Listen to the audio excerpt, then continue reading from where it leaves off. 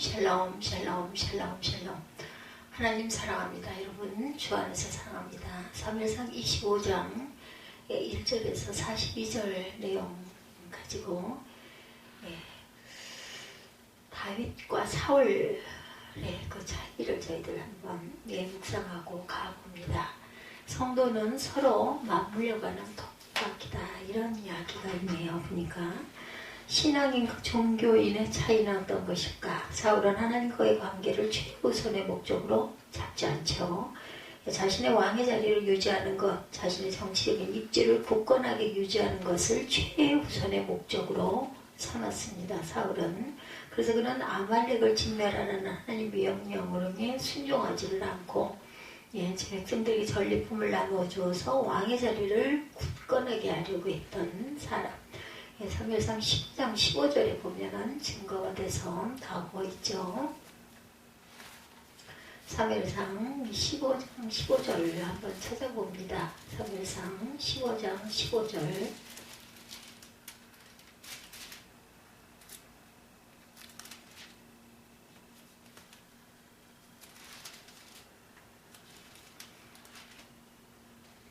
사울이 이르되 그것은 무리가 아말렉 사람에게서 끌어온 것인데 백성이 당신의 하나님 야훼께 제사하려 하여 양들과 서들 중에 가장 좋은 것을 남기며 그 외의 것은 우리가 다 진멸하라 하였나이다. 하나님이 다 진멸하라고 그러는데 남겨서 끌고 왔어요. 제단을 쌓기 위해서다, 이렇게 얘기하죠. 결국 사울은 하나님을 따른다고는 했지만 하나님을 이용해서 자신의 목적을 성취하려고 했던 종교인이었다. 다윗은 이런 점에서 사울과 대조가 되죠. 하나님이 자신을 왕으로 삼기 위하여 기름 부었다는 사실을 알고도 다윗이 사울을 죽일 수 있었을 때 자신의 칼을 2번이나 자신의 칼집에 도로 꼽습니다. 사무엘상 24장 26절에 증거하죠. 자신의 목적을 성취하는 일에 수단과 방법을 가릴 줄 알았고 미련할 정도로 끝까지 기다립니다. 다윗도 사울과 같이 사울을 죽이고 또한 남들을 희생시켜서 자신의 목적, 기름 부은 바대로 왕되기를 달성할 수도 있었죠. 그러나 어떤 일을 만나더라도 자신의 목적을 최우선에 두지 않았던 차이점이 있어요. 다윗은 철저히 하나님과의 관계만을 최우선적인 목적을 삼았고 다른 사람이 유익을 구합니다. 심지어 다윗이 아들 압살롬에게 쫓겨나 도망가는 중에도조차 다윗은 자신의 목적이 아니라 하나님의 뜻이 이루어지게 해달라고 기도하죠. 하나님 뜻이 아니면 자기가 왕이 안 되어도 좋다, 이런 각오를 갖고 있었어요. 그래서 법궤도 자기를 따르지 못하도록 합니다. 참으로 자기 중심이 아닌 하나님의 중심의 삶을 산 그 사람이 바로 다윗이죠. 15장 25, 6절에 증거하고 있습니다. 25, 6절을 보죠. 청하이 지금 내 죄를 사하고 나와 함께 돌아가서 나로 하여금 야훼께 경배하게 하소서 하니 사무엘이 사울에게 이르되 나는 왕과 함께 돌아가지 아니하리니 이는 왕이 야훼 말씀을 버렸으므로 야훼께서 왕을 버려 이스라엘 왕이 되지 못하게 하셨습니다. 그래서 결국은 버림을 받는 사건이 나와 있습니다. 27절에도 사무엘이 가라고 들었을 때 사울이 그의 겉옷자락을 붙잡음에 찢어진지라. 사무엘이 그에게 이르되 야훼께서는 이스라엘 나라를 왕에게서 떼어 왕보다 나은 왕의 이웃에게 주셨나이다. 이 전제가 바로 다윗이죠. 조금만 더 신경을 써서 성서를 읽게 된다면 다윗이 압살롬에게 쫓겨갈 때 감람산에서 하나님께 기도하고 있음을 발견하게 되죠. 놀랍게도 1000년 후에 예수께서 똑같은 감람산에서 겟세마네 동산에서 기도했던 것 같은 내용이라는 것을 깨달을 수가 있습니다. 사무엘하 15장 26절에 보면 그러나 하나님이 말씀하시기를 내가 너를 기뻐하지 아니한다 하시면 종이 여기 있사오니 선히 여기시는 대로 내게 행하옵소서 하리라.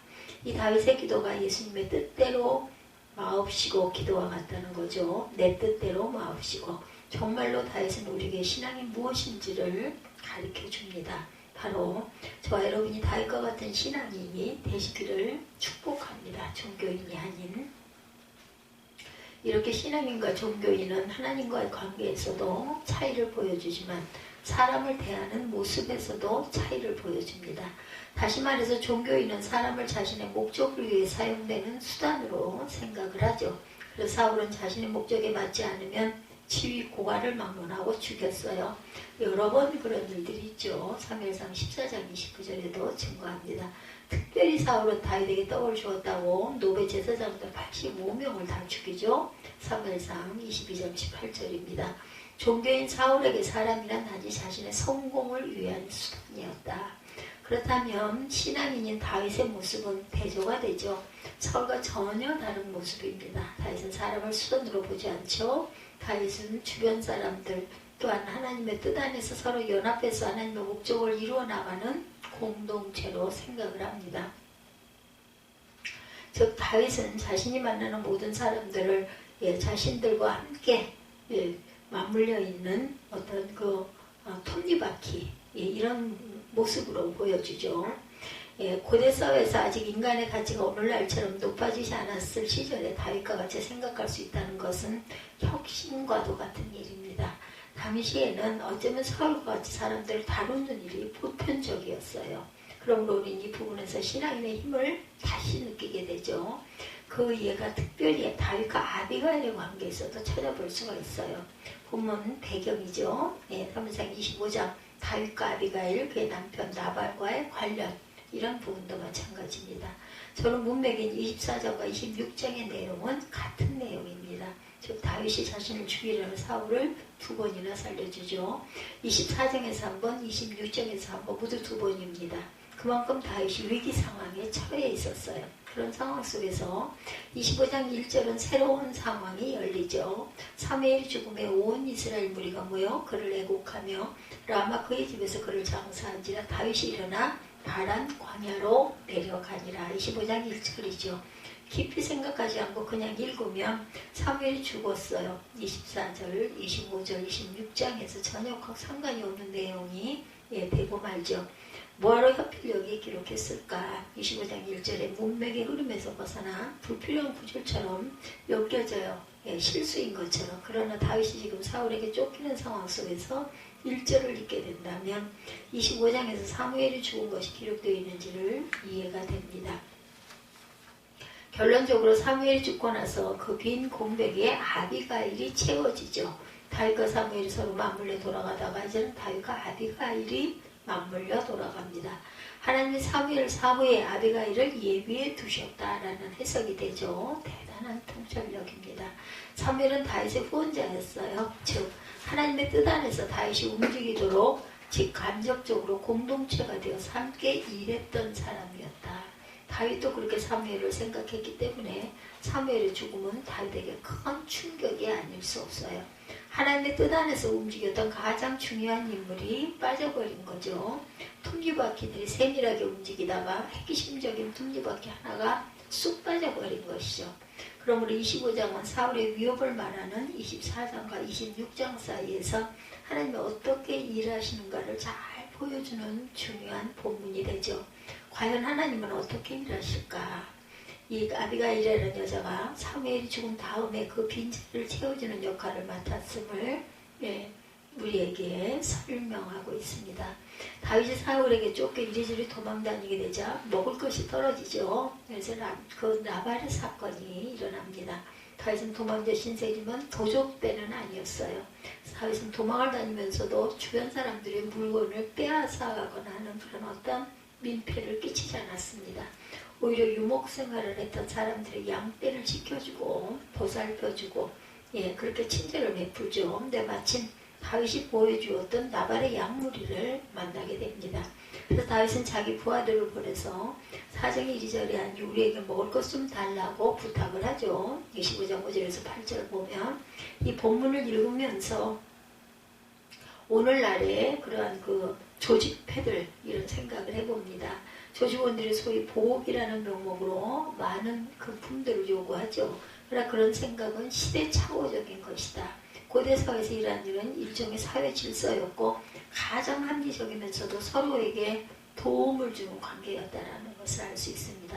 더구나 본문 자체가 매우 자세하게 지적한 부분 25장 6절 평강하라는 말이 3번이나 나오죠.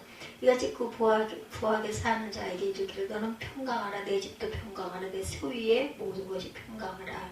그것은 다윗이 나발을 어떻게 생각하고 있는지를 보여주는 대목입니다. 히브리어 문법에 비교적 최상급이 없어요. 똑같아요. 대신에 같은 말을 2번 쓰면 비교법, 3번 반복해서 쓰면 최상법의 식으로 표현합니다. 그러므로 비슷한 표현을 3번 반복해서 쓴 것은 최상급적 강조를 의미합니다.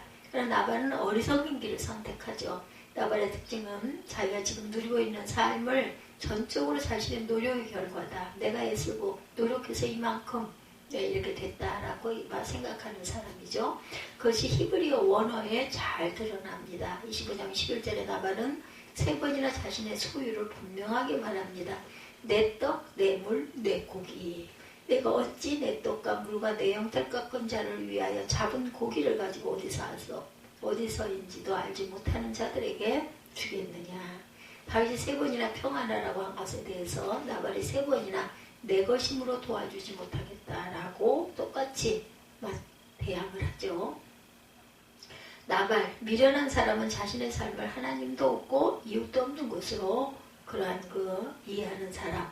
심지어 나발의 하인조차도 나발을 싫어하고 있음을 알게 됩니다. 주인은 불량한 사람이라 더불어 말할 수 없나이다. 25장 17절에 이렇게 증거하죠. 13절에 다윗의 말에 성경이 얼마나 놀랍게 기록하고 있는지를 보게 되죠. 나발이 3번이나 다윗을 부정하고 있는 것에 대해서 다윗 역시 3번이나 칼을 차라는 말을 통해 공평한 심판을 다짐하죠. 다윗이 자기 사람에게 이르되 너희는 각기 칼을 차라. 각기 칼을 차매 다윗도 자기 칼을 차고 400명가량은 데리고 올라가고 200명은 소유물 곁에 두니라. 그러자 지혜로운 여자 아비가일이 여기 등장을 하죠. 그 이름의 뜻이 내 아버지가 기뻐하신다. 아비가일, 내 아버지가 기뻐하신다. 하나님이 기뻐하신다라는 뜻이죠. 그 이름의 뜻과 같이 하나님이 기뻐하시는 일을 아비가일이 합니다. 그녀는 다윗이 없어서는 안 될 친절한 이웃이었음을 듣게 되죠. 자기들이 지금 이렇게 살 수 있게 된 일이 자기들이 잘 해서 그런 것이 아니라 다윗과 같은 이웃 덕분이었음을 인정하게 됩니다. 25장 15, 6절에 증거하고 있어요. 25장으로 다시 넘겨서 한번 보죠. 15, 6절 우리가 들에서 그들과 상종 활동하네 그 사람들이 우리를 매우 선대하였으므로 우리가 다치거나 잃은 것이 없었으니 우리가 양을 지키는 동안에 그들이 우리와 함께 있어 밤낮 우리에게 담이 되었습니다. 이렇게 증거하고 있어요. 16절에 이 아비가일은 칼을 들고 쳐들어오고 있는 다윗에게 찾아가 꿇어 엎드리죠. 그것은 단순하게 아비가일이 자신의 목숨을 부지하기 위한 미봉책이 아니었어요. 왜냐하면 아비가일은 하나님이 하실 일을 믿었기 때문이죠. 믿음이 있는 사람입니다. 어리석은 자 나발이 10절에서와 같이 다윗을 모른다고 했지만 아비가일은 그렇지 않았어요. 하나님이 다윗에게 기름 부었다는 것을 알고 믿었던 사람. 아비가일은 지혜로운 여인뿐만 아니라 신앙인이었다. 아비가일은 하나님의 섭리 안에서 자신도 하나의 톱니바퀴로 움직이도록 자신을 드러냈던 그런 여인이었습니다. 아비가일이 하나님의 섭리를 얼마나 신뢰했는지 그녀의 말을 들어봅니다. 25장 28, 9절이에요. 25장 28, 9절에 보면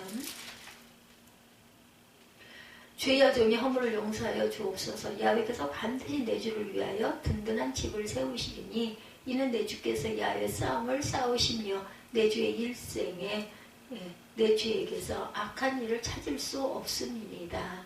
사람이 일어나 내 주를 쫓아 내 주의 생명을 찾을지라도 내 주의 생명은 주 하나님 야훼에 함께 생명싸게 쌓였을 것이요 내 주 원수들의 생명은 물매에 던지듯 야훼께서 그것을 던지시리다.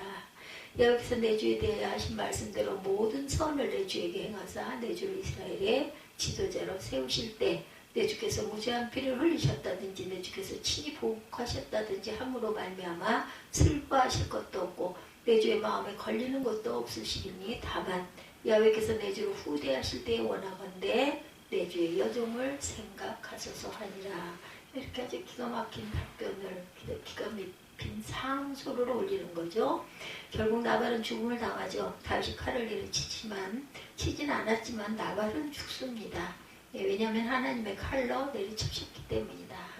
성경은 나발이 끝까지 어리석다고 말합니다. 나발의 결과를 보면 36, 7절에 자신이 스스로 모든 것을 이루었다고 왕처럼 잔치를 열었지만 37절에 보면 다음날 아침 돌과 같이 되어서 죽었다 이렇게 증거하고 있죠. 37절에 보면 아침에 나발이 포도주에서 깬 후에 그의 아내가 그에게 이 일을 말하매 그가 낙담하여 몸이 돌 것 같이 되었더니 열흘 후에 야훼께서 나발을 치심에 그가 죽으니라. 나발이 죽었다 함을 다윗이 듣고 이르되 나발에게 당한 나의 모욕을 갚아주사 종으로 악한 일을 하지 않게 하신 야훼를 찬송할지로다. 야훼께서 나발의 악행을 그의 머리에 돌리셨도다 아니라 다윗이 아비가일을 자기 아내로 삼으려고 사람을 보내어 그에게 말하게 하며 다윗이 전령이 갈멜에 가서 아비가일을 이르러 그에게 말하 이르되 다윗이 당신을 아내로 삼고자 하여 우리를 당신께 보내어있더이다 하니 아비가일이 일어나 몸을 굽혀 얼굴을 땅에 대고 이르되 내 주의 여종은 내 주의 전령들의 발 씻길 종이니이다 하고 급히 일어나 나귀를 타고 그를 뒤따르는 처녀 5과 함께 다윗의 전령들을 따라가서 다윗의 아내가 되니라. 감사할 수 있었던 지혜로운 아비가일은 다윗의 아내가 이렇게 해서 되죠. 그래서 나와 이웃과의 관계, 우리는 이 본문 말씀에서 하나님의 뜻을 우리가 깨달아야 합니다. 즉 신앙인의 모습을 발견하고 그대로 살겠다는 도전을 가져야 되겠다. 다윗과 계속된 아비가일을 통해서 깨닫는 신앙인의 모습이 바로 이런 것이다. 하나님은 자기에게 주신 모든 사람이나 환경을 두고 하나님께 감사할 수 있는 사람을 기뻐하신다라는 거죠. 주님이 내게 허락하신 동역자이기도 합니다. 이렇게 자기의 주신 모든 사람, 주변의 사람들 하나님께 감사할 수 있는 사람 우리가 기뻐해야 합니다. 부정적인 사람도 요셉처럼 악을 선으로 바꿀 수 있음을 믿어야 하고 바울도 빌립보서에서 자기를 대적하는 자들을 두고 그들은 다툼으로 그리스도를 전파한다. 그래서 나는 기쁘다. 이렇게 말합니다. 하나님은 주변 사람들을 하나님이 보내주신 하나님의 톱니바퀴로 믿고 그 주변 사람들에도 감사할 수 있는 사람을 기뻐하죠. 이것은 아주 쉽지만 그냥 넘어가서는 안 되는 아주 중요한 그런 부분임을 깨달아야 합니다. 많은 신앙인들이 하나님과 나와의 관계에서만 감사와 사랑과 같은 신앙적 요소를 쌓아나가려고 하지만 성서는 우리에게 전인격적인 신앙을 가르쳐 줍니다. 다시 말해서 우리는 하나님과 나와의 관계뿐만 아니라 나와 나의 이웃과의 관계에서도 감사와 사랑을 발견하고 그것을 나타낼 수 있어야 한다는 것. 사무엘이라는 톱니바퀴 대신 하나님은 아비가일이라는 톱니바퀴를 집어넣어 주신 것을 보면 우리의 삶이 어떠해야 하는지를 깨닫게 되죠. 지금까지 종교인이 아니라 신앙인이 되어야 한다 제가 말씀을 드렸고 신앙인의 특징은 사람들과 관계에 있어서 독특하다고도 말씀드렸어요. 신앙인은 만나는 사람들을 자신의 목적을 위한 수단으로 생각하지 않습니다. 신앙인은 자기와 만나는 사람들을 협력해서 하나님의 뜻을 이루는 데 없으면 안 되는 공동체로 생각하죠. 그렇습니다. 이런 측면에서 우리가 감사가 그 폭이 넓어져야 한다. 다시 말해서 신앙인으로서 우리의 감사가 단지 하나님에게만 드려질 뿐만 아니라 우리가 살고 있는 공동체 안에서 감사하는 것으로 확대되어야 한다는 것. 왜냐하면 이것이 신앙인의 삶이기 때문이에요. 우리는 우리에게 일어나는 일들을 당연시 여겨서는 안 돼요. 특별히 내가 속해 있는 공동체 안에서 공동체 한 사람 한 사람에게 감사할 줄 알아야 되겠다. 이른 새벽 예배를 위해 차량 운행을 해주시는 분들에게 우리는 감사해야 되죠. 새벽마다 교회를 위해서 기도하는 분들을 위해서 우리는 또한 감사해야 합니다. 이른 아침부터 아이들을 위해서 헌신하는 교사들을 위해서 또한 감사해야 되죠. 힘들게 연습을 하면서 하나님께 영광을 돌리는 찬양대를 위해서 또한 감사해야 합니다. 우리는 하나님의 위대한 일을 위해서 우리가 하나의 작은 톱니바퀴로 서로가 서로에게 연결되어 있기 때문이죠. 나는 당신과 연결되어 있습니다. 하나님이 그렇게 우리를 만드셨습니다. 당신이 움직였기 때문에 내가 움직일 수 있습니다. 그래서 내가 당신께 감사합니다. 이것은 결국 우리 모두에게 감사하는 것이고 결국 우리 하나님에게 감사하는 것이 된다는 것입니다. 로마서는 여러분들이 아시는 것처럼 하나님의 위대한 구원의 역사를 기록하고 있어요. 그 놀라운 하나님의 섭리를 마무리하는 16장에 바울의 감사로 끝이 맺어지죠. 바울은 단지 자신을 도와주었기 때문에 감사한 것이 아니고 하나님의 위대한 구원의 역사가 그들 모두가 하나의 작은 톱니바퀴처럼 역할을 충실히 담당했기 때문에 감사했던 거죠. 바울의 감사는 결국 하나님께 대한 감사였던 것이다. 그런 의미에서 우리가 계속되는 로마서 16장을 우리가 쓰고 있다라고 저는 생각합니다. 하나님 우리 교회를 통해서 위대한 구원의 역사를 이루실 것입니다. 우리가 우리 신앙 공동체 안에서 서로에게 감사할 수 있다면 하나님은 우리를 기뻐하실 것입니다. 우리 교회 오늘과 내일이 바로 로마서 16장 28절이 될 것이라는 것. 로마서는 16장 27절로 끝났어요. 그렇죠? 그래서 로마서 16장 28절부터는 우리의 동역자들의 이름이 쓰여지는 그런 축복이 임하시기를 주님의 이름으로 축복합니다. 오늘 신앙인과 종교인 사울과 또한 다윗, 그죠? 이런 모습을 우리가 항상 잊지 않는 저와 여러분들이 되시기를. 만물에 돌아가는 우리는 톱니바퀴들이다. 혼자서는 톱니바퀴 역할을 할 수가 없다라는 것을 절대로 잊지 않는 저와 여러분이 되시기를 주님의 이름으로